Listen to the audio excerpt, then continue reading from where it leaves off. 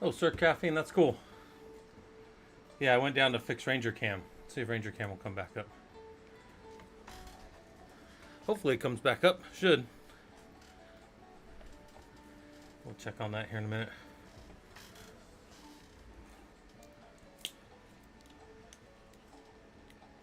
Everybody else still catching up. I have been super busy all week, so I have not been on. But we're going to do some Homelab stuff. And maybe Ranger Cam will come back. I did just reset. Oh, there it is. Ranger's back. All right, let's get XCPNG up. So we're going to be working in the Homelab in the cluster a little bit. Should be good. Hey, how do you like Tmux? It's a good tool. Nothing wrong with using some Tmux. Oh, look, I've been gone, so I got to reconnect all my boxes again. So that's fine. Let's let my network get back connected. All my systems are up. Good, good. Gotta check them all. Yeah, they're good. We set up a Warewulf cluster last week, so we'll look at that a little bit, and then we're just kind of letting this spin on.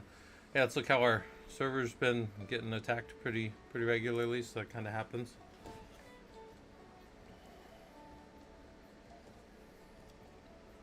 Sir Caffeine said if something like that existed for Windows, it would be useful. Too bad Microsoft is super protective about using PowerShell. Sir Caffeine, are you talking like a killer coda? Can I show you something cool if you want to do PowerShell? I'll show you something cool about it. Hold on. By the way, guys, my camera's off because I'm super beat right now. I've been putting in long days at a skiff, SCIFF or SCIF, just one F. But anyways, there's so I've been working. Yeah, let me show you in case if you've never seen this. Whoops, hold on. I had it right here. ISC. If you've never seen this, you've got one of these built into your system. I'm gonna pull it up real quick. Hold on. And it's a PowerShell, right? So you can come in and you can actually write PowerShell up here, and you can execute PowerShell down here. And then really you just got to go find projects and stuff that are interesting to you and things that you want to do, like back stuff up with PowerShell or whatever. So if you're looking to do PowerShell more, yeah, you've got this built into your system. If you've got at least 10 or I guess even 11, I'm not on 11, but you've got that built in. And then just find projects and things that are interesting to you. So there's stuff out there for you to mess with. That would be my suggestion on that kind of stuff. I have a whole set of, I don't advertise this much, in our professional Linux users group, but we do have stuff in there. If you go look at the off-topic resources, and then if you go all the way up, this is a pretty short channel. There's not that many things in there, but I have some off-topic resources in here. Oh gosh, hold on. This channel's not super long. And if you go back, I've got a bunch of these. Oh, there's some prologue stuff. I've got these PowerShell challenges that I did with my engineers many years ago. I posted this in 2022, but I did this challenge with the engineers in like 2019 at AAA. So it's been a while, but there are a bunch of different challenges you can do around PowerShell. So, and there's Discord if anybody wants to hang out in Discord. Also, I'm going to post it for you guys over on YouTube. There you go. Actually, I'd probably just pin that. I don't know. I don't really know much about the YouTube side of things, but if this stuff's interesting to you guys are welcome to hang out down there with other engineers and stuff and talk shop and all that good stuff. All right, but that's enough of that. We're looking at systems, making sure that, man, these are in the last 6 hours. Everybody that's tried to log into my system and then being kicked out and not able to go forward or whatever, that kind of stuff. Yeah, fisherman, I get to go home at night. I mean, I've been in a skiff, but I'm going home every night. Yeah, SCIF. And then I'm doing STIGs in the skiff. So STIGs are Secure Technical Implementation Guidelines. So I've been doing a whole bunch of those. And it's good work. It's good to have a job, right? I mean, we don't complain about having work, but man, I've been busy. So, we're in the Homelab here. We're doing whatever we do. Ranger's back to bed because I just fed him. I do have Warewulf in here. All right, let's go check out the Warewulf cluster in the Homelab. So that's one that's not promising. Oh, you know what? Hold on. I think I have it set where... Oh, man. Oh, no. Okay, hold on. Maybe I got to be me.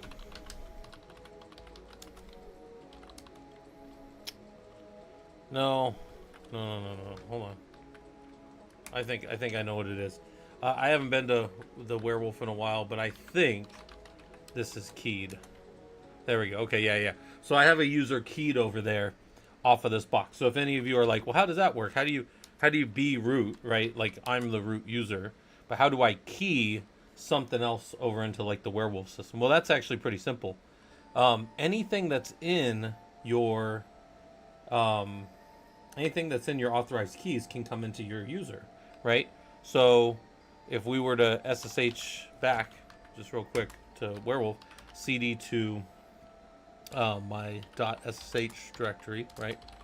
And then if I were to ls and I do a more on authorized keys, one of the authorized keys is from the root user on P01 jump 01 able to come in. So this is the public key of that user that was pushed over here. The way I likely did this, the way that most of us do this nowadays, is we would do something like this. We would say SSH copy ID Scott at Warewulf. And when I did this the first time, I would need to know the password. Hey, Robodom, how's it going? I'm not on camera today because I'm kind of smoked. So I just wanted to get on, and I haven't been streaming all week. And then SK's here. Hey, how's it going? Yeah, SK, I read some of your stuff in Discord. You got to get back to it. You got to get back to studying. This is your wake-up call, right? I'm just kidding.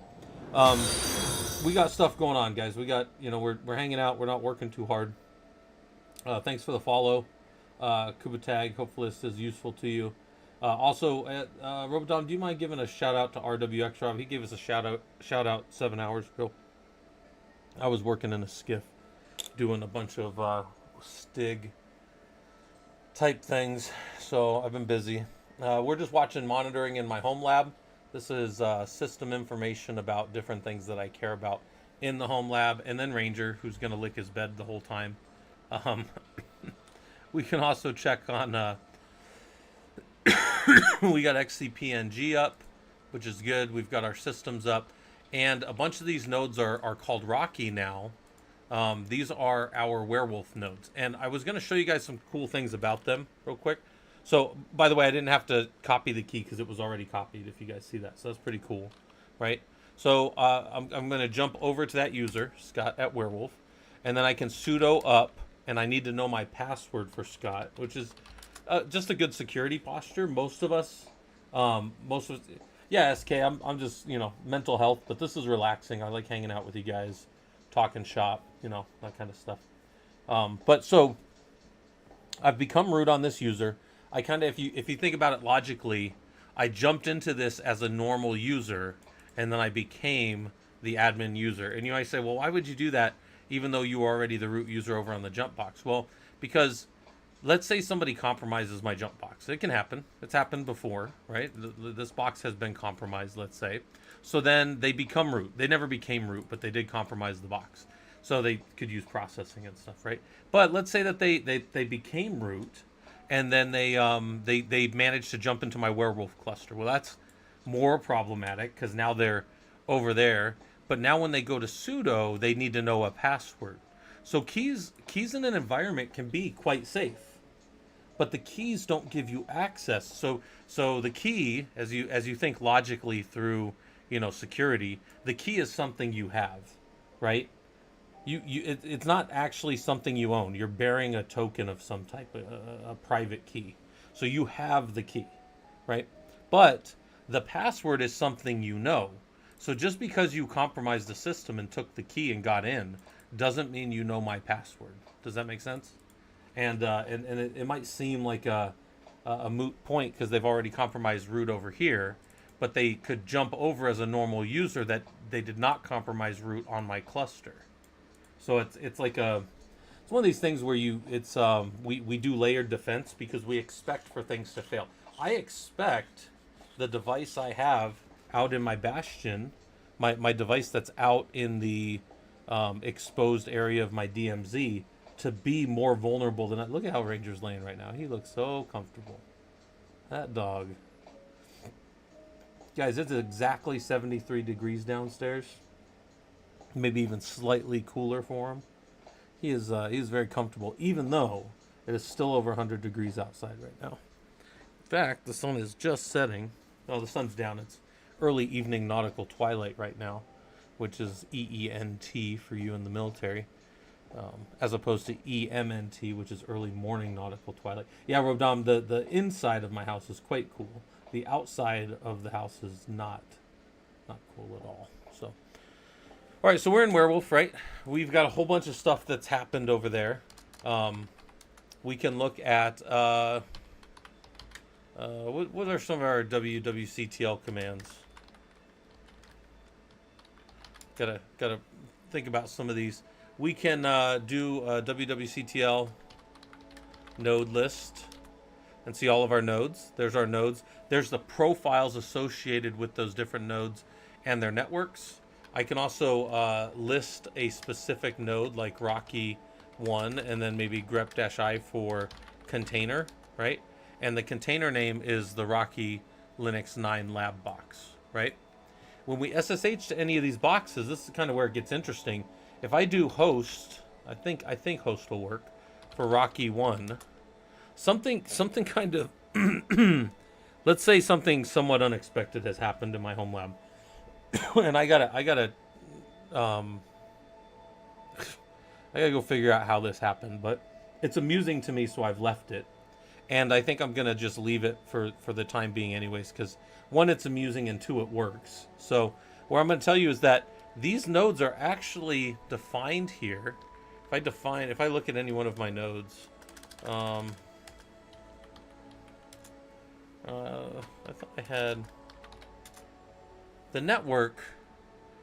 They're given a certain static IP in the 192.168.200 network. This is my internal lab network that is only available on this one device, right? He's got internal networking, which is his lab internal. That's only on him. And then he's got these other NICs that are in various states of connected. But one is network 0. And network 0 happens to be out on the same network as the rest of this crap. So what happened here, and it's again, it's kind of amusing to me, is when my devices came up, they came up dual honed. You say, what the hell does that mean? Well, if we SSH to Rocky 1 and we do an IP adder, they are over on ETH0 on their proper IP address, 192.168.200 network. But since they also assigned to themselves 3 other network addresses, they got a DHCP on 192.168.11.92, which is my internal home network, right? So, Jules said, how do you recommend documenting these labs on GitHub? You know what I do a lot of is, let me pull up, when I do labs, I do stuff like this. I just pull up a notepad. So I got asked a question about how do I document labs and stuff like that. I do a lot of, I'll throw stuff up as I'm doing it, kind of like raw notes. You'll see I've got like Stig notes and other things up here, notes. I will just answer questions and then go through, and I will clean up my notes later when I go to turn things into like professional, when things are becoming professional documentation. Like I've got a set of pieces of documentation that I'm going to draw up around the Stig process that I've been doing at work. And I'm going to draw it up for my professional Linux users group, and then I'm also going to draw it up for my company. Robodom, is that a README file? No, I mean, not technically. It's just a text file. It's not markdown. It's not anything special. I simply use just kind of a hierarchy of notes. This is from the Socratic Ansible we were doing the other day. We got all the way to lab 19, and then I stopped. That was on Sunday, and we'll probably pick it up again this weekend and get through the last of the labs. Make sure that we have everything there for everybody. But Jules, that's what I would do. I have 2 things I do for notes. One is logging. Everything in here, everything in this box, if I were just to make a new, let's just make a Control A and Control C, we'll make a new environment, and then if I cd, well, actually I'm already in home. So if I just more on screen log.0, I can go see what was going on over there in screen. This is the other window that I was just in. This is all the information that happened in there. I've kept track of it. If I go right over here, it's the same information. So I do that so that I can capture, like, let's say I had to give some procedure to somebody, and when they do an IP adder, I expect them to see these three interfaces. These three interfaces matter because you got a loop back that tells you that you're on a TCP IP network properly. Then I've got, this one network that I expect to be for my management network, and then back here maybe this is my high-speed network, and it could be maybe an Ethernet on like a 100 gig Ethernet, which is a shorter copper connection typically, or some kind of fast SFP connection, fiber of some type. And that, but my point is I would have this in my notes already. So let the system do the documentation for you. This is my thought, guys. This is the way I think of things. The system can document things for me in real time, right? I've got real time notes right here happening right here. If I just cat screen log, it'll look like the end of that line. It goes all the way to the end. There's all my stuff right there. But then the other thing, hey, how's it going, Doc? Good morning, good people. Yes. We come over here, and then, things that are interesting to me or that I want to know about. So let's see if hold on, I'm going to grab, let's see if I have any that are sanitized enough. I can't show you those.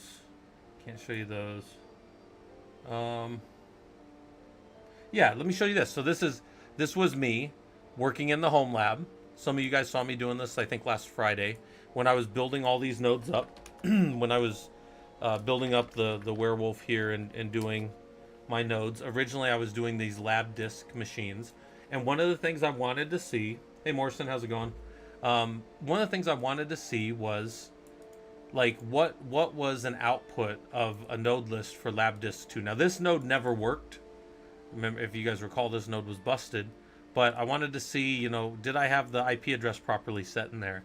Did I have initramfs right for my root? And was my init going to the right kernel? And did I have the right kernel arbs? Well, I want to set FIPS, so I need to change that to FIPS equals 1. And then I need to go do all my STIGs and make these things more, security compliant and all these kind of things. So these are my more... let's say these are my raw notes over here of just the system screen, and then these are things that are like useful to me. I think I got some other ones. So yeah, this was me generating stuff like things I still needed to do. Like these are, this was me doing the Warewulf stuff right here, setting it up in my Homelab. This was me setting up the PC stuff.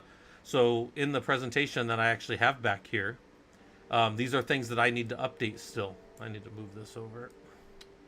Gosh, I always need to fix things. I find things as I do this. Here's all our Socratic Linux. From the very beginning, when we first started touching a system, we have all the Socratic questions of, do I know how to do this? And do I know how to do that? Morrison, we're just kind of hanging out, and I got asked a question about how I take notes. This is how I take notes right here. In this case specifically, we were just asking ourselves questions like security topics. Can you tell who's logged into the system? Can you tell if a process is listening? What is the process ID that's listening on 22? Can you show me how systemd started? And can you list the kernel model? All these things, right? Just, these were my notes. And then I published these. These are up on the Discord for anybody that wants them, right? Gave these to everybody. Hopefully they do that. I showed you guys how I write a script. I always put something like this at the top, right? There's reasons for all the things here. Sometimes things matter, sometimes things don't. I told you guys the bin bash at the top, strictly speaking, doesn't matter if you're if you run like a Homelab and you only use bash at home, you never need that. But if you write scripts and things that other people use, then and they may be in a K shell or a C shell or a T shell or any of these different shells, yeah, maybe you wanna do that so that it explicitly tells the interpreter to use bash if they're in a different shell. And if it can't use bash for some reason, it won't try to execute your script and break all over the place, because I assure you they are not compatible. Notes can help you with making playbooks. Absolutely, Morrison. Yeah. Absolutely. Templates and stuff like that. I have all kinds of stuff in here. Write up notes, write up outline. That one probably doesn't, I probably don't need that one anymore, so I don't save them when they're just something. This was downloading stigs for the Ubuntu system. Yeah, so different stuff, right? Different stuff in my environment. How we wanted to make our system count to 100, and these were all the different ways people came up with. They all work. They're all real. Somebody did it with awk. I thought that was great. I don't use awk like a programming language. I use awk like a filter. So this was a really cool one for me. I'd never seen that. So, like, you can, that's my note taking. Somebody asked about my note taking and how I take notes, and those are my things. I let the system do it for me, and then I pull out salient pieces of information that I like, and then this is all, I consider all this raw right here. None of this is ready. It's ready when it starts to look like this stuff, right? Like this is better. This is that garbage. That's my thing I got to draw on. But this is what ready looks like more than, just this. This is good, right? This is probably readable for most people, but it's not like productionalized. Let's say it's not. It hasn't passed all the being ready for consumption and viewing. Look at Ranger. But that's where we're at, guys. We're not working too hard. We're in the Warewulf cluster. History, grep-i, wwctl. This is our cluster command. And we can set the nodes to have different containers. And these are, the way these nodes work. Let's talk about them. They are what we call stateless images. I talked about this a little bit when we did the high performance compute stuff, when I was telling you guys the difference between a stateful and a stateless image. And the difference between a stateful and stateless image is pretty simple. If it's stateful and I shut it off and it comes back up, it's still going to be the same node. So, for example, sudo -i and cat etc hosts. If I go to, I don't want to boot any of these boxes. If I go to red node, so I'm going to SSH to red 1, right? I'm going to show you guys this as an example. And I'm going to CD to temp, and I'm going to touch hello stream, right? And we'll ls-l in temp, and there's hello stream, right? Boom. Then I'm just going to reboot this box. So red 1's closed. We can watch him here. He's going to reboot. Oops, wrong one. Hold on. He's going to reboot red 1 right here. He's going through he's doing the whole dance, right? He's going to reboot that node. I'm looking at him in console view right here, which means, if my network was down, I could still get to this node. So he's down. It's going to take a little while to show he's down, but I assure you he's down right now. And he should start booting up over here. But let's compare that real quick. When he comes back up, we'll go check to see if hello stream is still there.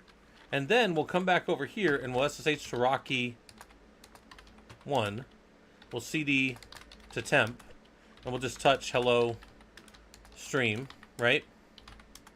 There's hello stream. And then I'll reboot this box. Right? So Rocky's down. Red 1's down. We'll ping red 1. And we'll ping Rocky 1. So Rocky's going to go. This one's going to go, and we'll wait for them to come up, okay? Both of the nodes. And a stateful node will keep its state.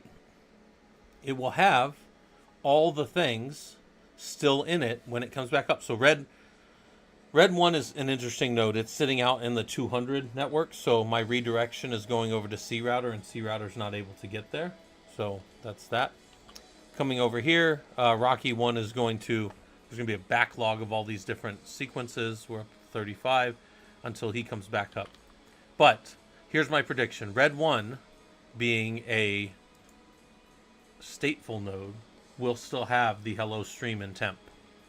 Rocky 1 will not, because he's a stateless image. When he goes down and he comes back up, it's gone. Whatever was on him is gone. It's like a trap door. It goes down, it comes back up, there's nobody on it anymore.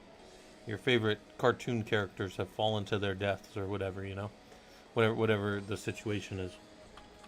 All right, still getting no pings.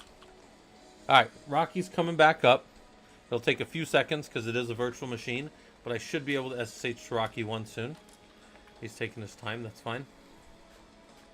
Give him a second here. We can also look at him at the console here, I think, too. But we'll give him a second.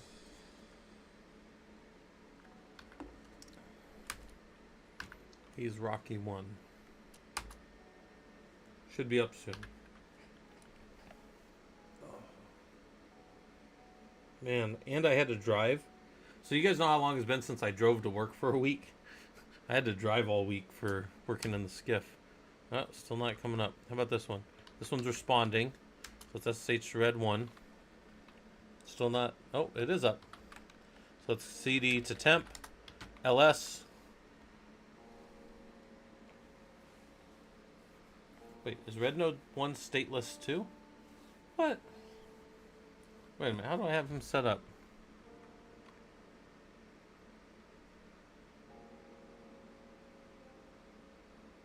He's not stateless though.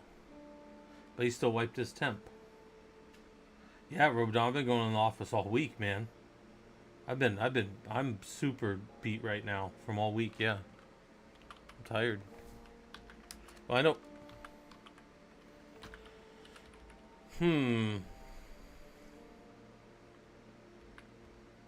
That's strange.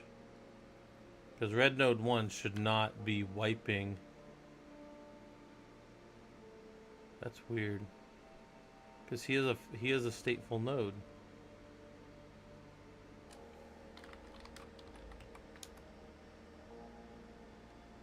Huh.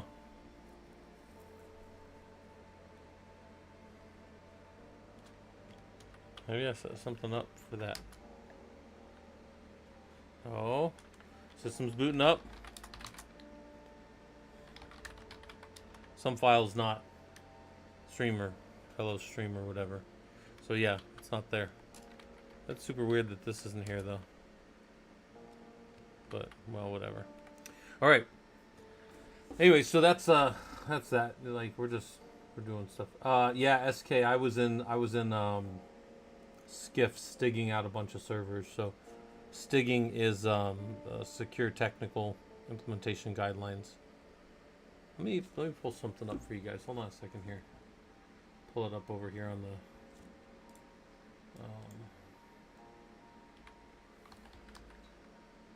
yeah. Let me pull it up in another browser. Give me 1 second here.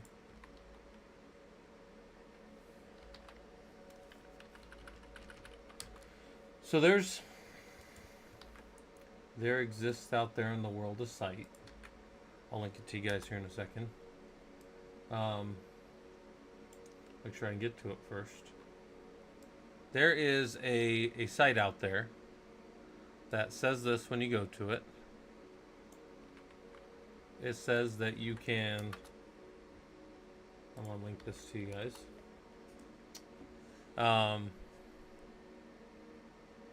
It is a government site, right? You're only supposed to use it, whatever. You can go read about it, what it says. But down here, they give information about STIGs. STIGs that are out there, and this is, again, security, technical implementation guides for different types of servers, right? So let's say you wanted, on an operating system, like mine here, to have, and you can dig down for the exact operating system type, so Unix, Linux, and maybe you're on a Rocky 9 box like me. So Rocky is basically, there's some differences, but it's essentially as an archetype RHEL 9, right? So I go to this one, I download this, right? And then that gives me my RHEL 9 STIGs, right? And then I can come in here and there's a bunch of tools in here, SCAP and other things that I can download. Let me go see here real quick. Come on.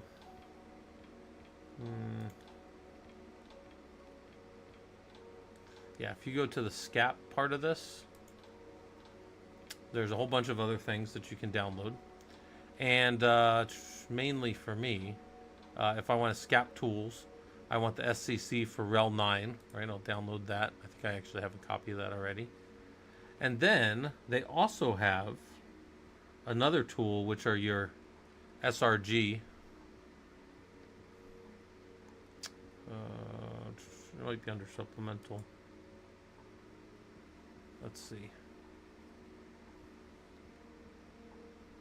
Here it is. SRG stick viewing tools, and you can download one of these as well.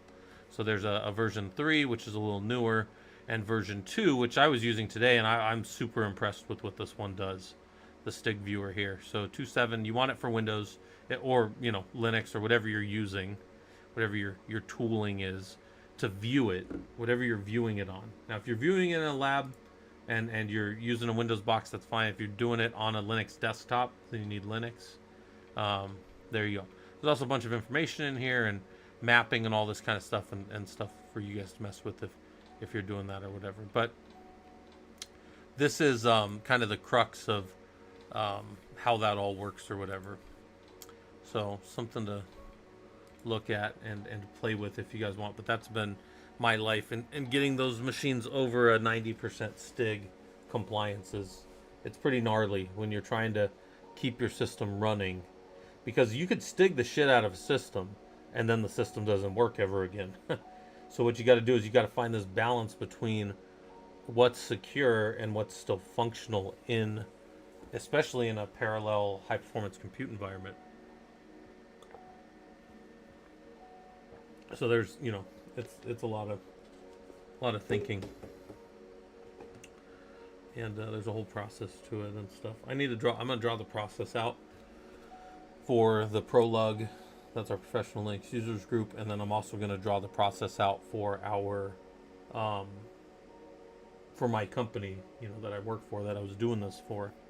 I'm going to draw it out for them as well, like how I do it. Because there's 2 loops. The first loop is the checking where you're at and seeing, what the state of the system is. That is always looping. And then the second one is the iteration over the remediations, right? And I'm going to eventually do that on stream here with my systems. That's actually why I built this Rocky cluster out, was so that we had, in the system, we have these nodes that if anybody wants to, jump in on a Saturday when we're doing our group and STIG these nodes with me, with the process, they can do that STIGging process. Yeah, Robodom, I was doing this for Redline, yeah. Redline, we had the contract to do it for a government group. Yep. And actually the bigger job was a full implementation of something, and then I was there to do the security part of it, which is, I'm often called to do security type stuff, and the goal is to make you guys better at it too. So I'm going to show you guys how to do, again, a lot of that stuff in this Homelab environment. But then other things that got built in here. So this is other fun stuff. If we SSH to Rocky, then what we see here is not a very big file system because it's all tempfs. So I got to make tempfs a little bigger, and that's not a big deal. But then we've got opt-in home, where we can go and grab information out of opt or home. We can save stuff in our home if we're in there doing whatever. And you got a lot more space off in your opt-in home directories for doing stuff. But then on this box, if you do an fdisk-l, grep-i xvd, you'll see that I have these extra disks here. So these are all pretty small. Yeah, Redline's a good company. I like working with them. Robodom, they're pretty good. Over here, though, we've got all these systems, and then we can take these disks and we can clean them up. And I've got a lab that I've got to redo for. I got so many labs I got to do. So much stuff to do, guys. That's why I'm just chilling today. I'm not working too hard right now. Just kind of hanging out, doing lab stuff. Checking out systems, checking out Ranger. How's Ranger doing? He's pretty comfortable downstairs. What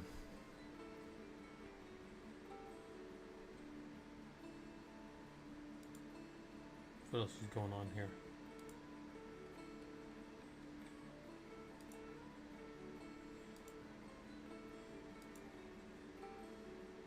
Oh, nice. People are hopping in the server. By the way, guys, we hit 2,200 people the other day, so that's pretty good. We're over 2,200 in the Discord. I'd like to see it, hopefully, before our anniversary of being on Discord for 5 years is going to come up in August here. And when that happens, I'd like to see us get around 3,000 people. That would be great. So, yeah, Robodom, he really likes that other bed. Yeah, he's really a big fan. So, I've got all the people slated to come talk. They're going to come talk to you guys about, different things going on kind of in the industry, different stuff that, people in the industry talk about. So, maybe you're like, oh, I'm tired of hearing this Scott guy. Well, there's all kinds of other people that are in the community that are going to come talk to you guys. And sometimes they come and talk on Saturdays when we do our normal Linux group. And just, come talk about how to get in the industry, how to get better in the industry, how to keep learning stuff, all that stuff. So, yeah, take care, SK. You're welcome to hang out and obviously be in the Discord where, it's like, SK, you're one of the examples. Like, you use Discord, you talk to people. Like, a lot of people use that to keep themselves motivated. So that's a good thing, right? Like, and he even mentioned, he's like, hey, I've been working a lot, so I haven't been studying. And it's like, well, get back to it, right? Like, that's what the guys all told him. Like, get back to it. Like, the best time to start was 3 weeks ago or right now. If you couldn't start 3 weeks ago, start right now. They say that in jiu-jitsu a lot. They'll be like, the best time was to start when you were like 5 years old, but the other best time is right now. Like, just start doing it. You'll get better at it. It's the same thing with all this system stuff and all this engineering. You'll get better at it if you sit around and work at it. Now that these labs have this, we can start to do those disk things again. Like I was saying, I can have you guys do, we can do MDADM and RAID these. We can do logical volume management and carve the disks up. It's like we have our options of all the things we want to do on these nodes. So I think that's pretty cool.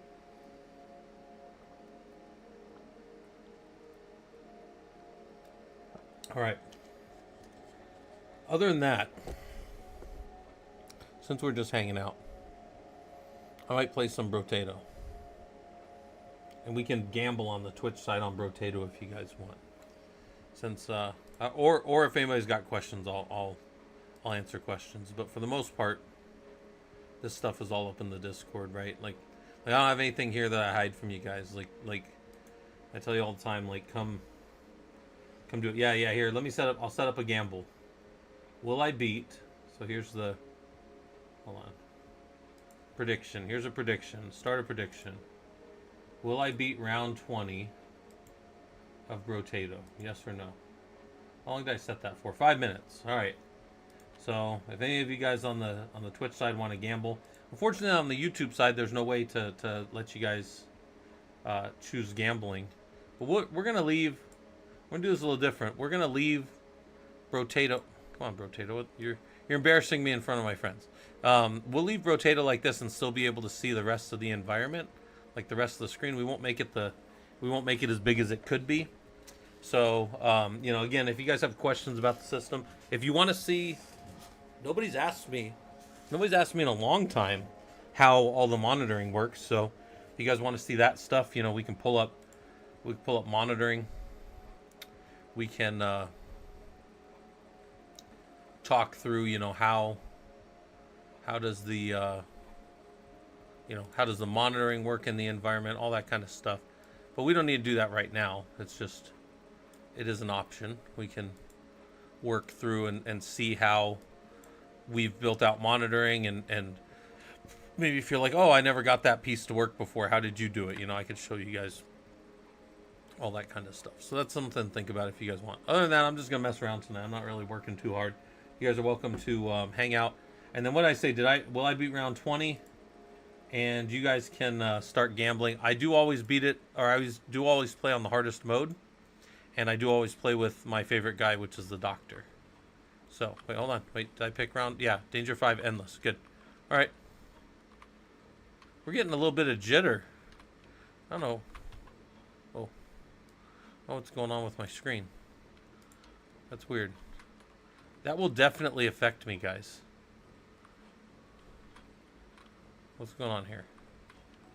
We having a hard time running Brotato computer? It's like, do I gotta start closing stuff down, computer, so that we can run frickin' Brotato? Like, the simplest little game ever. We're gonna take some range. Hold on.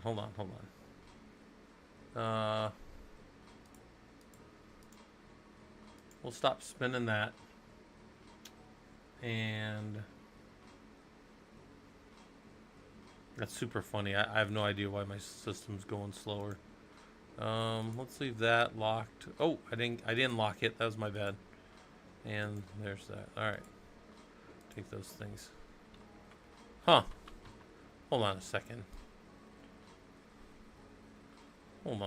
Do I need to be full screen? Let's see. Nope, still doing it.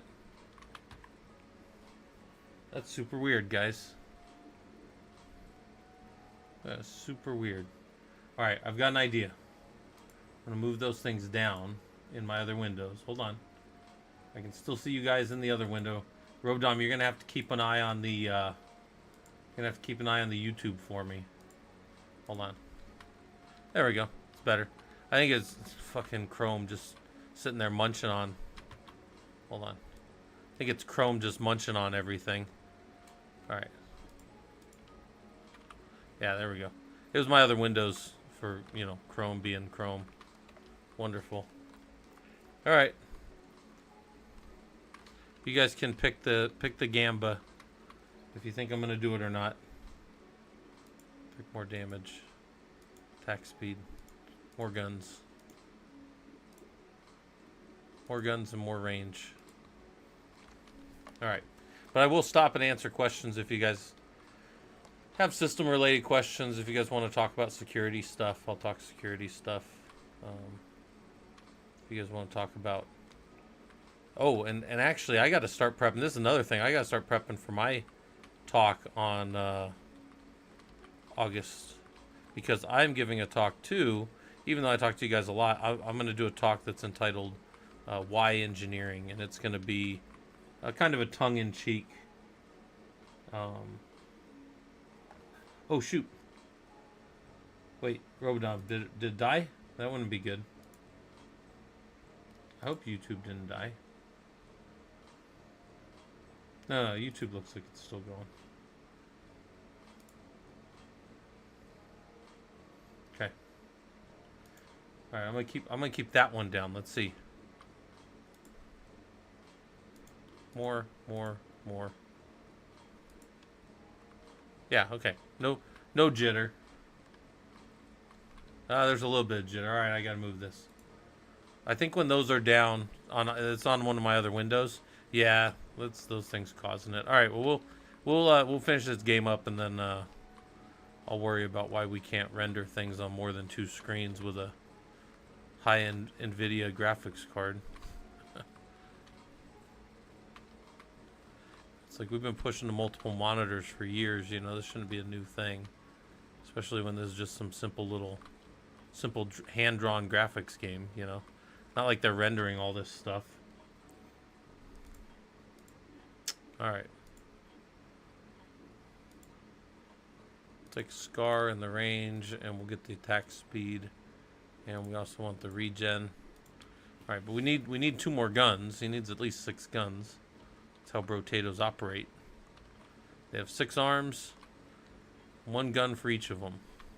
However, one character has only 1 arm, and one character has 12 arms, depending on the type of character you pick. There's also, well, there's all kinds of other Brotatoes, but those are the main ones. All right. Make sure we get trees, because you always get trees so you can get crates.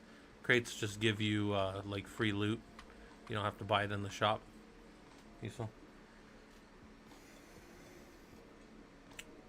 It depends, Robodom. So Robodom asked about a entry-level job in IT, and if that would require knowledge of Linux. I don't think knowledge of Linux will ever hurt you. I think it'll always be useful. But, I mean, it depends what the role says. Like, I posted something in our Discord today that was like an entry-level. It was a Tech 2, like an IT Tech 2 from Drive Time. Because I have a couple of friends on LinkedIn who they work as recruiters over there, so I will post their stuff sometimes. And this one had like Active Directory stuff, and but I don't think having a Linux background would hurt you in IT in general, considering most people that can do Linux in any kind of official capacity, almost universally, those engineers have the ability to at least troubleshoot and figure things out. They can read the field manual as good as the rest of them, because, I mean, how else did you get good at Linux, right? Like, there's very few people out there trying to show you how to do it. Most of them are just going to sit there and make fun of you, They'll be like, you didn't even know that thing about that kernel parameter not passing forwarding IP packets. What kind of idiot are you? Like, that's how a lot of people treat this. But, that's not the only way that we pass on the knowledge of our engineering. We make everybody into like that guy from The Simpsons, the comic book store guy that treats everybody like they're idiots, That's like we don't all have to do that. All right, attack speed, damage, and then more guns.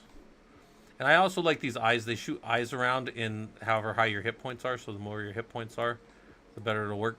And I don't actually necessarily care for the pocket factory, but it gets it out when unique things. You don't want unique things to keep popping up. So I'm gonna buy it because it's mildly useful, and by getting rid of it, then I'll never see it in the end game when I get over level 20, which the goal is to get over level 20 and get into the end, like the really far end game stuff. Oh, look down for a second because my phone was vibrating.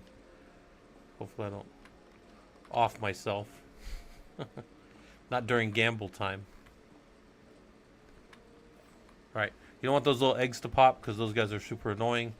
They're just hard to kill. They have like 5 times the hit points of anything else on the screen, so you really don't want them popping up if you can avoid it. I do want to grab all the experience I can because that's super useful. But there we go. So learn Linux. I do think learning Linux is very valuable to probably most people. We'll take damage and range and that. And this character is really good with the sad tomato because he heals so fast. So we'll take this and this for the next round. And you'll see this guy's life just chunks up. So he's pretty okay having half life to start.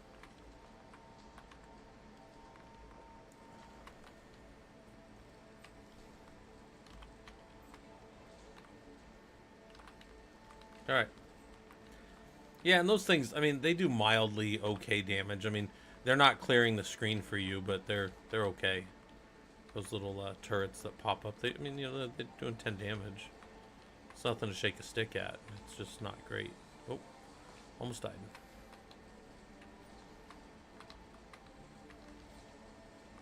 I also think I need one more gun. Yeah, I'm one gun short right now. So...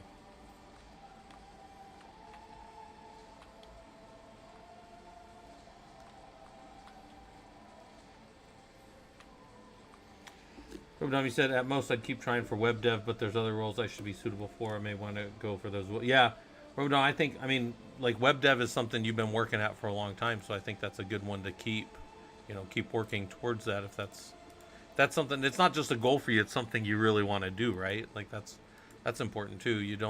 We don't just do things, for the fact that we're going to be an engineer. We also do things because, we like doing it and also people will pay us for it, That's one of those Ikagi type things, right? Like, what the world needs, what you're good at, what you enjoy doing, and what people will pay you for. Like, those 4 concepts are that. On this level, because these guys are so weak, these turrets will be a little better. So, if I get in trouble, I'll run back by the turrets, and it'll just start clocking people for me. If I can get a few of the turrets grouped together, it'll be like a little pocket of resistance almost, because 9 is one of these levels where they really start ganging up, and there's a lot of them. Oh, don't die. Number 1 rule, don't die. Oh, don't die. And get more trees killed so I get more. I want these little guys because they always drop loot. So those little dudes always drop loot. it's pretty good loot. Oh, don't die. You get the treasure chest at the end, even if you don't grab them.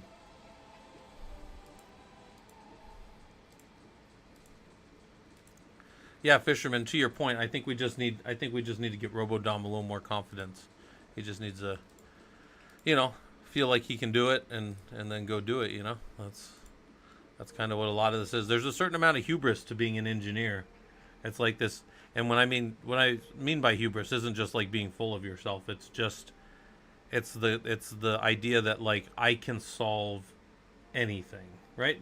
And not that you're being like a people call it being like a super Chad, but it's more that like you're just like, hey, I have this 40 hours to work on this thing and I will solve it, and I will have it done by this time, even with all the fires going on and even with all the other distractions that are going on. I will, had a drill sergeant in the Army years ago that used to say, I will accomplish my mission, privates. He goes, you will not die in combat because you were not trained. I will accomplish my mission. Drill Sergeant Marvel. That's what you say all the time. And he would say, I will accomplish my mission. And that's the thing, is like, you're going to, RoboDom, you're not going to die in systems administration because I didn't teach you some Linux, right? Like, I will accomplish that mission. Although right now we're just playing video games. But also, RoboDom's going to be a great Linux engineer one day. Just need to give him that hubris, right? You got to just think that there's nothing, like there's no problem out there that you can't figure out or solve, and that's, I tell people a lot of times, like a big part of like systems administration and then getting into engineering is convincing people, and probably because they see you do it, that like when there's a problem, you're the one who they want the hands on the steering of that problem to completion. And I can tell you, like, whatever else people think, whatever else people are like, oh, this guy's a Chad, this and this, I can guarantee you anybody that's worked with me knows if there's 100 servers down, they want me on them to get them back up 100% of the time. Of course, I try not to let 100 servers go down, but my point is, I guarantee you most people think that I'm the guy to get it back up. But that's like, there's a certain hubris. Like, I also tell myself, I can fix this. Right, and then I do, and that's the goal of all this, is to do that and then convince people that we can do that, so they hire us, and then collect fat loots from people who think that we are good at systems engineering. So some of that's going in the talk on engineering, the why engineering talk that I'm putting together. And also, since Fisherman's here, I'm going to remind him he's one of the guys talking in a few weeks. I'm going to try to reach out to everybody this week and let them know, hey, this is your 1 month out reminder that, you've got a talk coming up. So hopefully nobody is caught, blindsided thinking like, oh, Scott didn't tell me, 30 times that I had a talk coming up. Oh no, I'm making sure to tell everybody that they got that they got their talks coming up.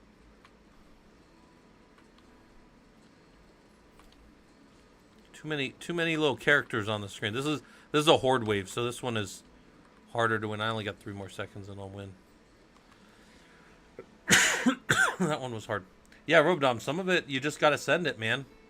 You don't go when you're ready, you go when you're ready enough, right? If you wait until everything's perfect, you will never do anything. We call that analysis paralysis, right? You spend so much time analyzing things and rereading the topics of a cert or something, and I'm not saying you in general, but like anybody, like it'll eat you up forever. You just gotta go and do it eventually. Hey, tomorrow, Morrow, how's it going?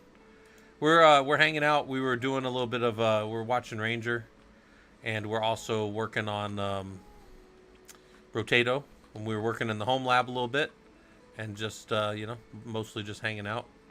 I've been working a whole bunch. I've been out. I had to drive around to Chandler, Arizona, which is part of Phoenix, just like Glendale, where I live, is part of Phoenix.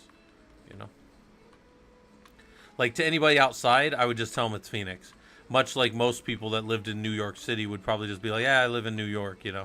They wouldn't tell people exactly where they were from because those people probably wouldn't know where it is anyways. That kind of stuff.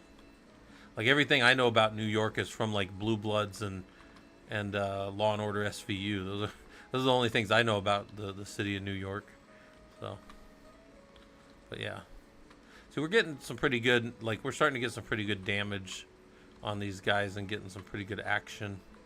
So now we just need to stay alive and keep working through it. We want Tentacle. It gives us crit. It gives us more healing, but not that big of a deal. We'll take more damage. We don't want that right now. We want more guns. More guns. This guy is one of the few guys I'll take the weird ghost on because he heals so fast. And then we'll get more hit points, and that's good. All right. The weird ghost gives you 3 extra hit points on the top end, but starts you with only 1 hit point. So, but I'm already filled, so that's pretty good. Although only having 33 hit points at level 13 or whatever is not super good. Hey, Rodom, did anybody bet against me? I mean, you know, it's probably a smart bet to bet against me, but did anybody bet against me? I'm just curious how the betting went.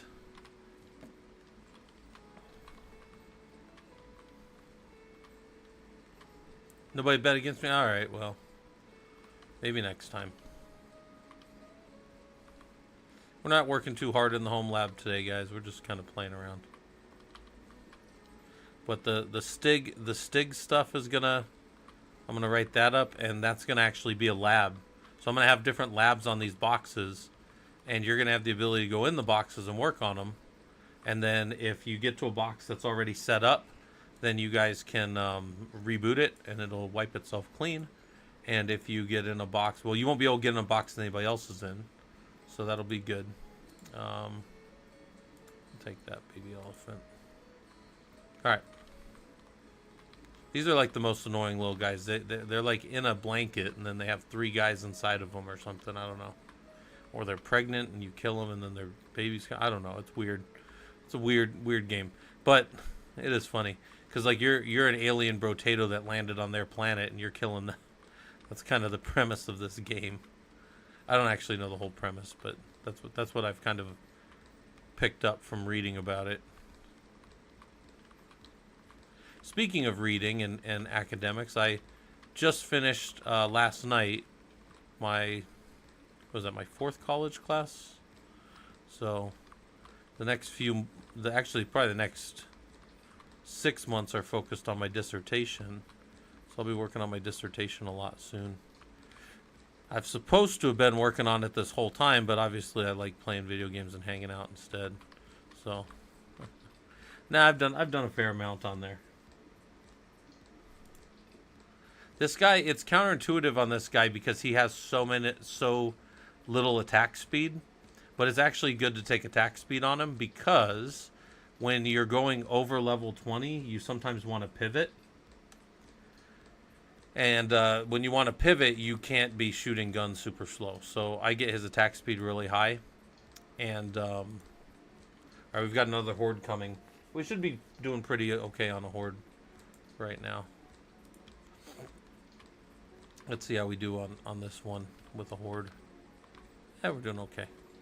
We do damage when we kill things. It kills other guys. And also when we collect items or experience, it kills other guys too. Well, it does like 24 damage or something right now. What is it? I don't know. It's something. Again, we don't necessarily care about that little thing that kills or makes trees into turrets. But the reason I get it is because then it doesn't show up anymore. And some things are good enough that you also don't want to see them anymore. So you just take them and then you don't have to worry about them anymore. Alright, alright. I see you guys everywhere. Jeez. This is what we call a flood wave or a horde wave. Alright. Hang out back in this corner here for a second. That wasn't too bad. Yeah, the DLC looks good. Oh, guys, this is one of the best things to get, and it's better to get it earlier because every wave you get more percentage, 3% more damage.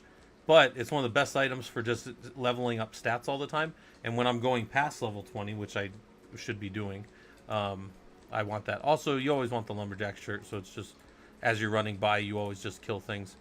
We want more range damage always. Want a better gun always. And this is crutch. Like this is clutch for this guy. It's not crutch, it's clutch. You want something that makes your guns shoot through things. Even though when they penetrate, you get 10% less damage, which will make up in 3 rounds with this. But so it's halved by 50% when it goes through somebody, and that's perfectly fine because 78 halved is still 39 or something. Yeah, it should be like 39. So that's really good additional damage that's not being wasted on the, you're just killing stuff. Always, I just love killing, right? So we'll buy that bandana after this level. That'll be really good. Really good. There's a few other really good things that we could still get. The anvil is one of the best items in the game because it levels all your guns up and then gives you a whole bunch of armor as you keep going into later levels. There's this little leaf thing it's called the something grind leaf. It'll give you extra hit points every level and extra regen and extra life steal. So it does it every level.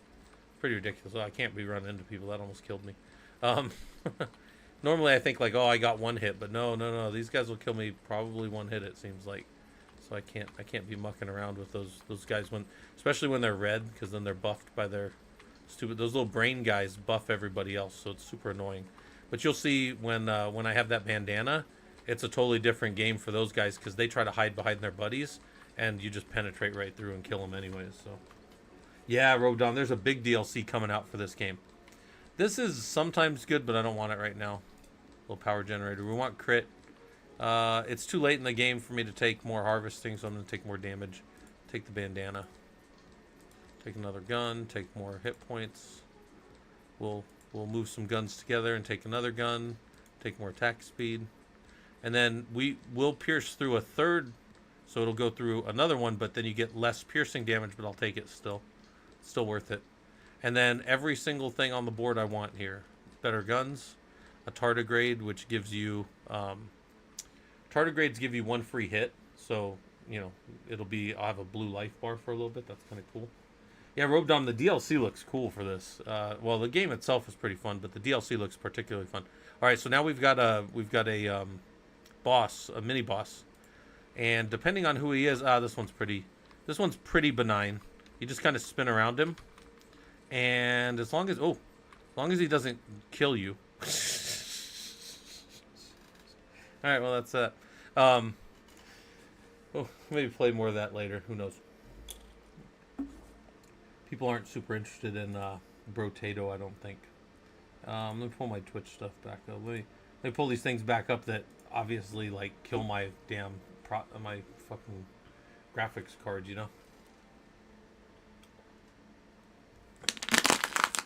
All right.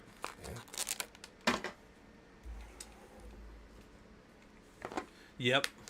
I knew it was gonna happen, Robodom. I knew when I was on like level whatever I was, 17 with like only 44 hit points, that I wasn't gonna. You're not gonna go super far when that's the case. So it happens. All right. Just got the Homelab going. Let's make.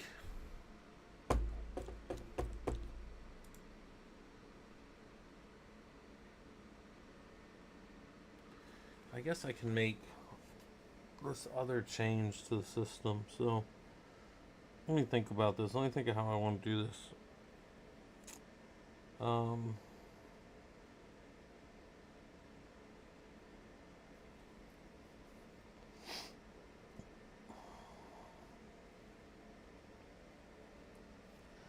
I guess I can set keys.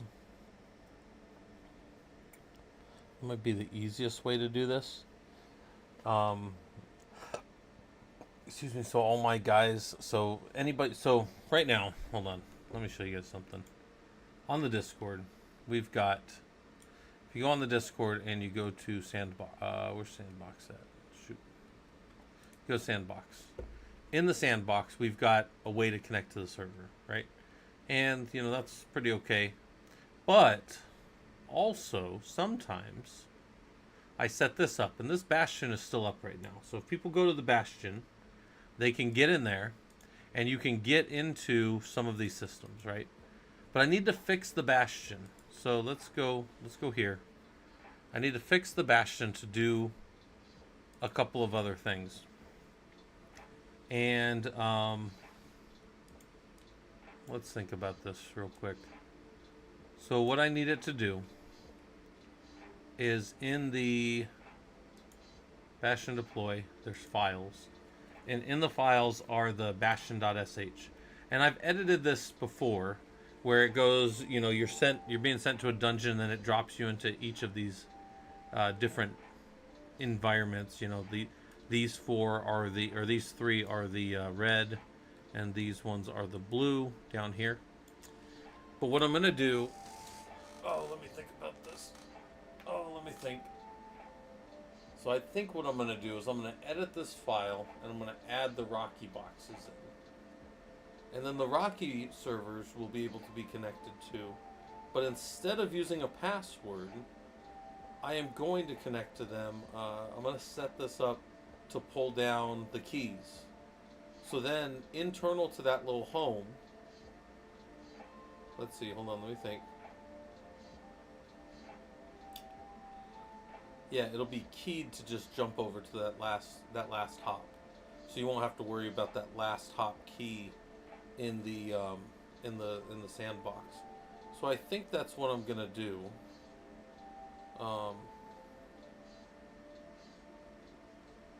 There we go. Also, that prediction didn't have anybody voting against you, right, Robodom? All right, I'm just gonna choose the outcome. Hopefully that gave you your points back, Robodom. Or did it take your points? Just take them and throw them all away? Yeah, I just sneezed pretty bad. Oh,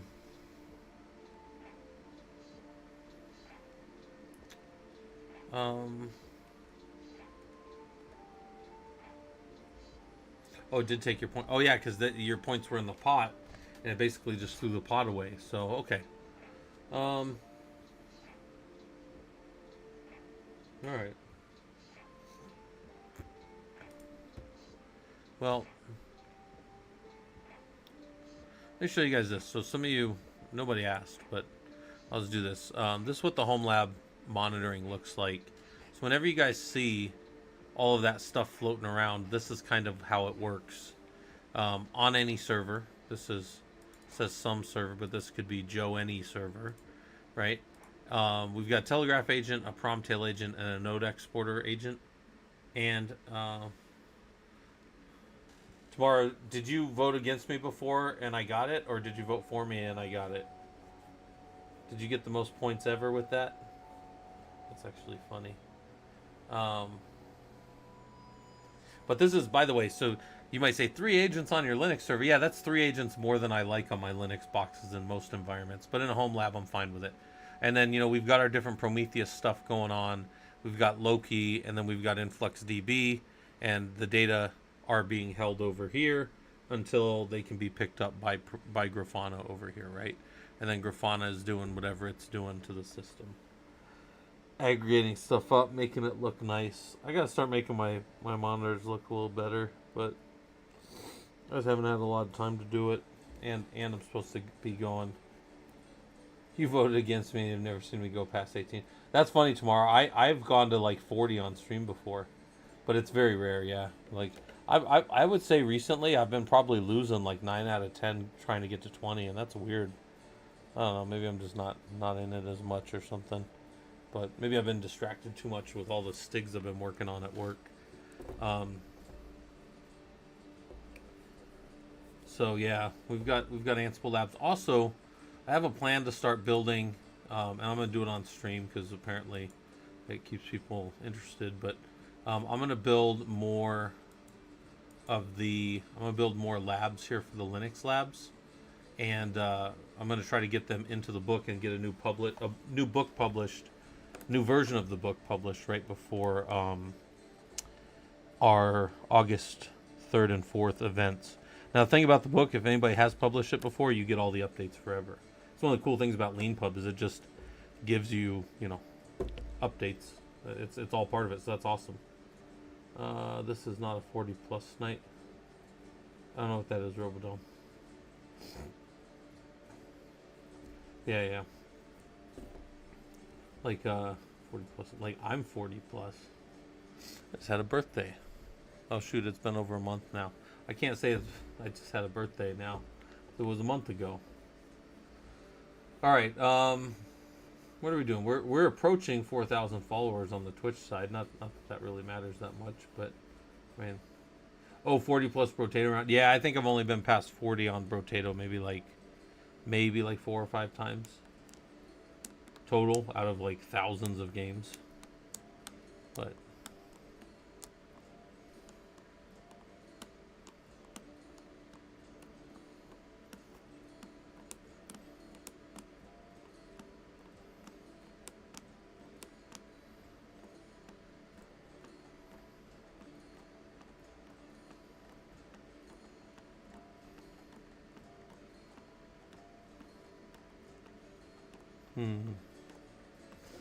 let's go look at something here real quick. Hold on, I wanna go look at something. Did we pull up?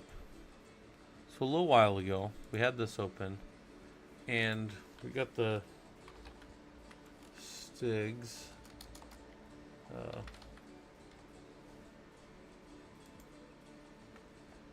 Hold on. Oh, I pulled them up in a different window. Hold on. I want to see. Oh, here. Let's see if this. Hold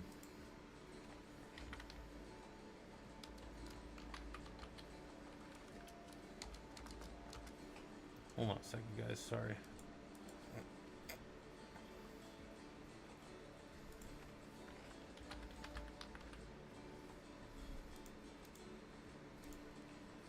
I want to check something on these Stigs here. So we were looking at this earlier, and I was telling you guys about this. But I want to see if we're on these Stigs. Operating systems here. Hold on. We go to operating systems, and we go Unix, Linux, right? And then we look here under, there's SUSE, Solaris, okay. Do we have Ubuntu? So we have Ubuntu 2004. I'm going to download this, right? And let's open that up real quick. And in here, I swear, oh, I have downloaded this before. Yeah, they don't have the, oh, hold on a second.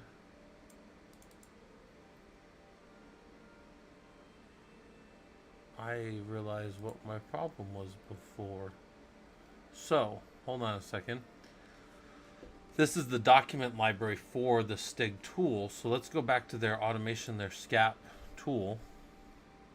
And then their SCAP tool here should be for canonical Ubuntu 2004. So you download this Stig benchmark. That's the first one of those that I've downloaded. Hold on. Okay. And then you download, hold on. You need the SCAP tool for their systems, which is Ubuntu 20. Alright. Interesting, okay.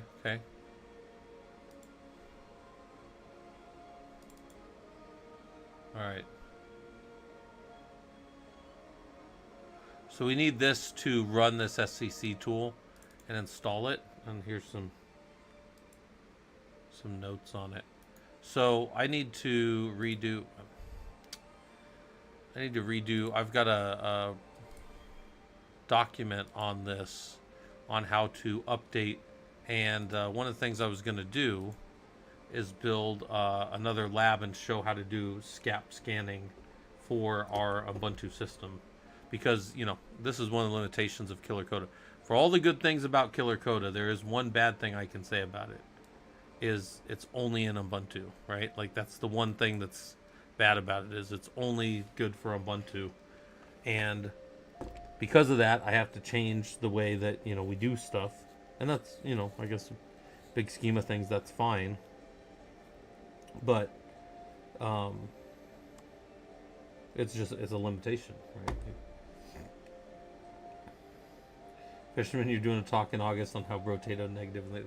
Here, I'm going to show you guys the actual talks in case anybody is thinking of coming to them, right? Like, Discord's free. You guys can hang out in Discord. Doesn't cost nothing.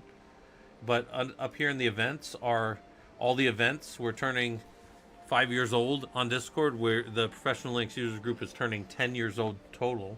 Will be 10. And I'm going to talk about why engineering. And then my brother Tom is going to come talk about data analytics and how he got into that space and doing all that kind of stuff. You're using new terms. Can you explain a bit? Yeah, so STIGs are the security technical implementation guidelines of systems engineering. So, like, how we harden a box, how we make a system more secure to a standard. And man, there's so many STIGs that are just the secure way to run a Linux environment. And then you've got to get, depending on the environments you're in, you've got to get a certain level of security compliance. The ones that I was just building I had to be over 90% compliant with STIGs, which involves having FIPS on.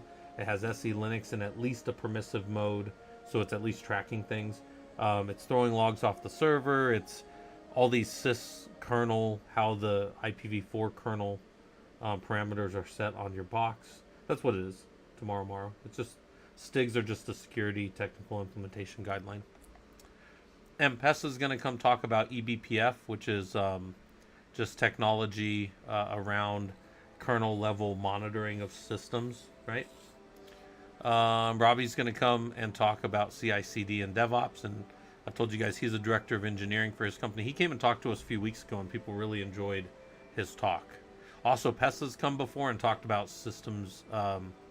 He's come and talked about being a site reliability engineer. He's a senior site reliability engineer. So he does that. My brother Tommy is getting to be very senior in the data analytics space. Even though he's only been in there 2.5 years, they keep moving him up, right? Yeah, you can change yours. I have yours as bots or AWS from Fisherman Guy Bro. So we need Fisherman Guy Bro to come talk. And then data analytics from Ben. People have liked Fisherman's talks before. One of the talks he gave a while back was kind of going through the process of becoming there's this whole process if you want to get in at some of the big companies out there for tech. And he kind of talked about getting through one of the big, what they commonly called Mang. Freedom DAO, if you go on our Discord's free, right? You can hang out in Discord. On the top left is all the events. And they're just going to be on the August 3rd and August 4th for most people. But it'll be in everybody's time zone. And Dev Suthar, how's it going over on the YouTube side? Sorry if I haven't seen you in a while. You might have said that a while ago, but I have just been kind of rolling through and talking, you know. Jared's going to come and talk Google topics and data stuff, and he talks about tracking people. He runs data analytics for a company that's pretty big, and their site a couple years back broke $1 billion in revenue for a year. So they are a very big company. And it's funny, the company that they are owned by is way bigger. But he'll talk about that. Yeah, he tracks people all day on Google to come into the old data. He's tracking stuff. People really enjoy his talk. People have enjoyed all of these talks. And then Sending Grounds is going to be coming and talking about systems engineering and scale. And just, he can also talk a lot about, you know, he just hit 7 years at one of the big Mang companies, which is a long time to not get burned out or to get, you know, let go or whatever.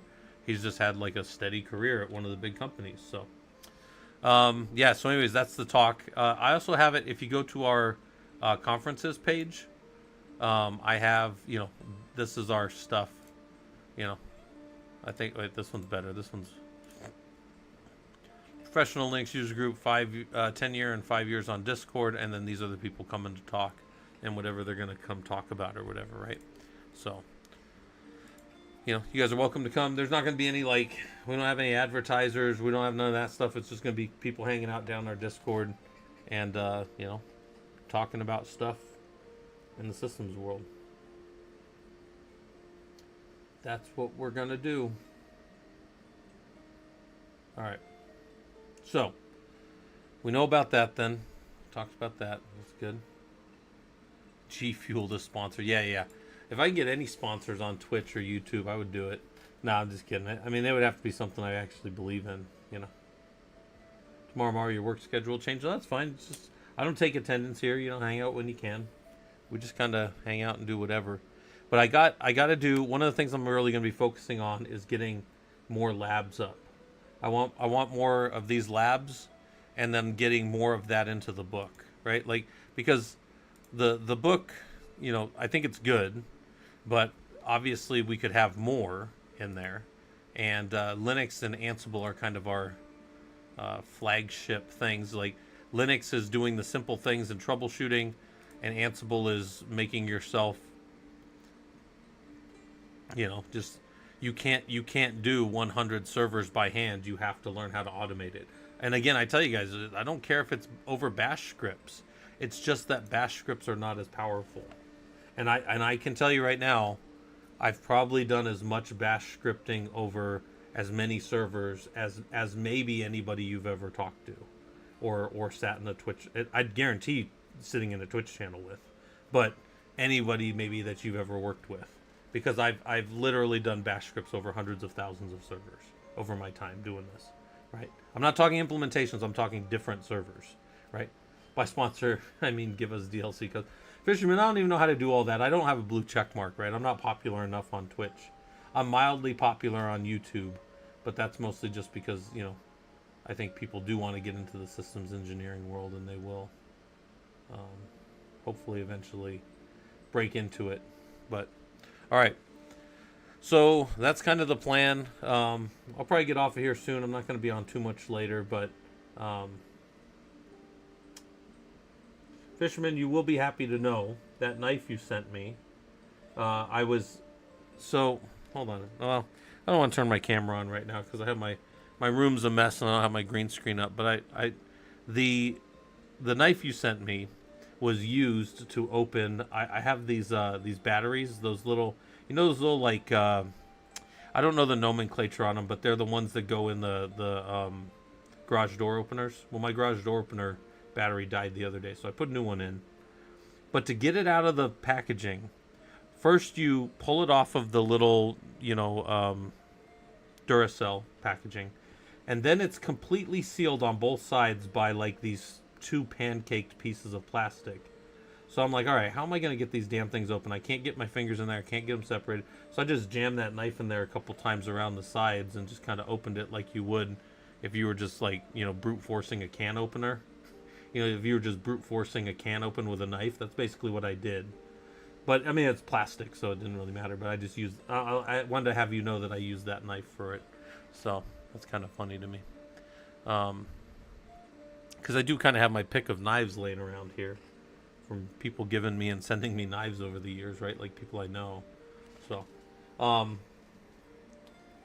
yeah, so that's what we're doing, right? Like the professional Linux users group is still rolling along, even though I've been super busy this week, guys. I didn't even stream, and then today, let's call this like half a stream because I wasn't really super focused on anything. But I am still getting ready for my Prometheus Certified Associate as well. That's gonna be probably, man, I'm gonna keep studying for it, and then I'll probably take it like maybe the first or second week, maybe the second week of August. So I didn't plan when I got it like late last month. I didn't plan to do it right away. I knew I was gonna kind of take some time. I'm gonna go through this again, right? I got the Prometheus certified thing all set up, and I gotta update it just a little bit more, and then I'll post it up in the Discord. I told you guys when I get this right where I want it, it'll be there. I'll post it up there in the Discord. Some things have made it up in Discord already from here. Primarily this page here has made it up there. The idea that like there's all these places you can go train and get cheat sheets and read about functions, and then where you can build your own little area to do your own hands-on stuff, right? And you know, we'll work on it more when I'm getting closer to the cert. But you're gonna take the data engineering cert, Fisherman? Yeah, I haven't even cracked a book for it. I think I signed up for the little thing, and then I never even got in there and studied it.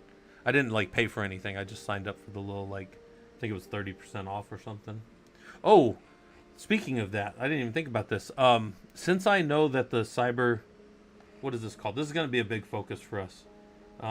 Since I know you guys are, not just you guys, but since I know that this is a big deal.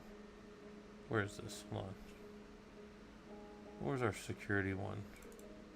Our security primer is technically around, it's based around the cybersecurity, certified in cybersecurity outline. So certified in cybersecurity is by ISC squared. I also hold two of their kind of flagship certifications. One of our guys is going for a CCSP next week too. One of the guys that I know. Ignore. Add dictionary. Add dictionary. All right. But this is going to be one. These are there's still a bunch of these free that you can go take. You can go sign up with ISC squared and take this certification for free. So I really want to make sure that people are getting ready. So I've been putting together my talk on this confidentiality, availability, some of these different security principles, and then as we do them and as we work through the different pieces, these are not filled out yet, but as we work through them, we'll go and do the actual like Linux version of whatever that security stuff looks like. So we'll be doing security stuff, but it'll be focused on the Linux side of things. Fisherman, are you going to do the AI cert?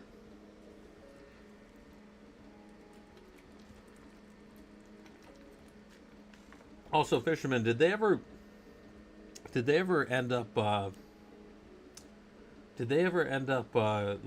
I think you get a certain amount of vouchers a year, or you get a certain amount of those free, or is it just all free for you? I seem to recall you get some kind of free stuff, but I didn't think it was like all of them free. I thought like maybe they recouped it or something once you passed or something. It's all free. Oh, that's awesome. Oh yeah, then you have absolutely no excuse. You should be doing all of it, right? And then turn around and making these other guys do it too. Little huddle sessions and stuff. So, all right. Yeah. So I didn't expect to even maybe be on this long. I was just kind of messing around tonight. But our goal then is to get people down in Discord. Try to get us to like 3,000 people in Discord. Again, like Discord's always free. It's always going to be free. There's some way to monetize Discord, but I don't ever really plan on doing that crap, just like get in there and hang out if you guys are wanting to. There's a lot of people that just sit in there and talk and post memes and stuff. My goal is, I have twofold. As the professional Linux users group, the goal is to get you guys into doing this stuff professionally. My goal, my personal goal, was to build a space where you guys go out and just get memes, and then I can just collect memes every day out of the stuff. So quick question, are you writing playbooks for all the STIG tasks? There are so many. No, tomorrow you can actually generate playbooks right out of some of the OSCAP has all that stuff written. It'll write all the playbooks for you. It's actually pretty cool. Yeah, I need to show how to do that too, because like it just auto generates it for you in Ansible or script. It'll do it in Bash. It'll do it in Ansible. There's even a couple of other tools that it'll do it in for some of them. Oh yeah, tomorrow I don't write them all myself, but I do keep track of them all, the ones that I've done. Yeah.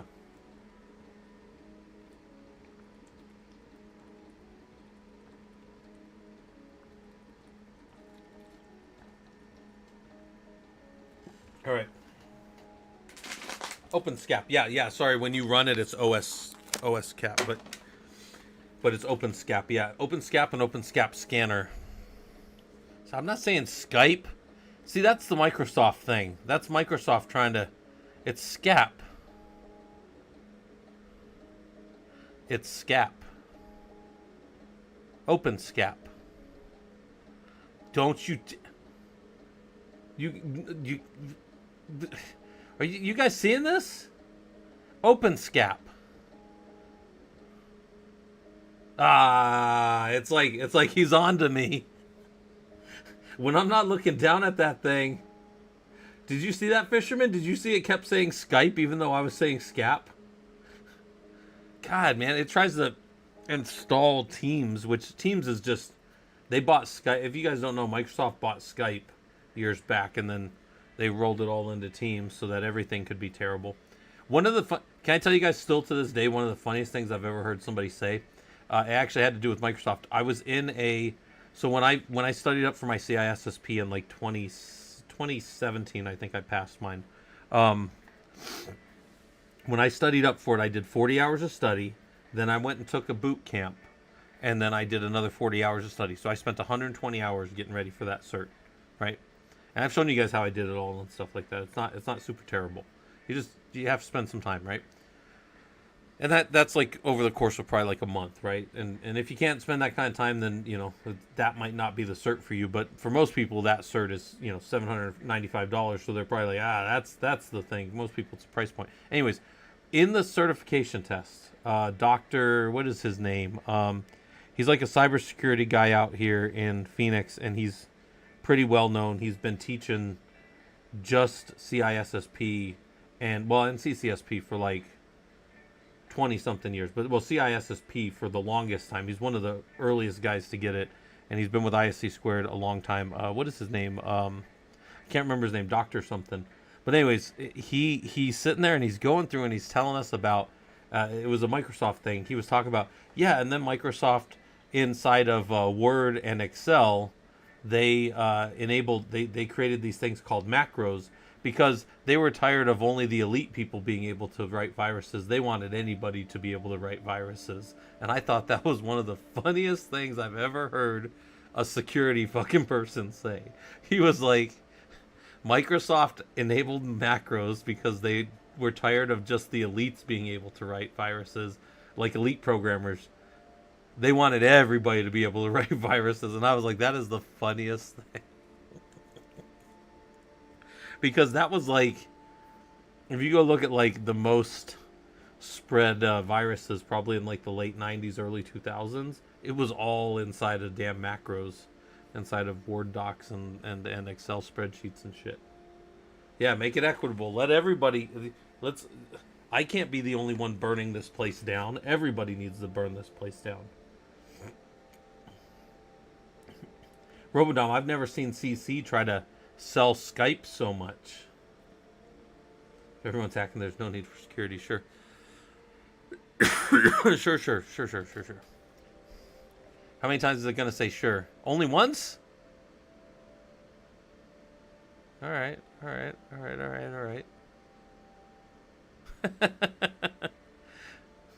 I'm pretty sure I said all right more than once. All right. That's only doing once. All right. Questions, drop them in Discord. We'll go over this stuff. We're not going over this one tonight, but we'll get into this one more. We've talked through most of this, and this one has a little bit of work. Like these drawings, I need to make them better. But this one will go up in the Discord here probably in the next few weeks as well.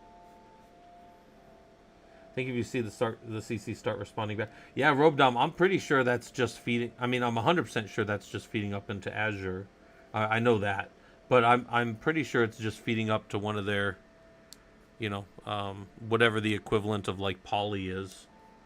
No, Poly is the one that talks. What's the one? Is Fisherman still around? What's the one that reads? Is it Transcribe? AWS Transcribe, where it just takes whatever you say and puts it down into words, as opposed to Poly, which will take anything you write and say it, right? Something. All right. Well, we're not going to do this one right now, but we'll get back into this later. Tomorrow I'll be on, and we'll probably just be writing labs tomorrow. So if anybody wants to come and do lab work with me, we'll just keep writing out lab stuff and it'll be just Linux the whole time. But we'll be getting ready for more labs and stuff. So, all right. Twitch side, we'll go raid somebody. I don't know if anybody's on for us to raid, but we'll go find somebody to raid. Who's on? Triple Jump Games is on. XMDIO is on. Running Man's on. Let's go do. Let's go raid. I don't know if you guys like game dev type stuff where he actually codes on stream. This is actually kind of good. We'll go hit up Triple Jump Games. He does some pretty good stuff. People over on the Twitch or the YouTube side, thanks for hanging out. If you did hang out, I will see some of you guys tomorrow, and I will talk to you guys all later.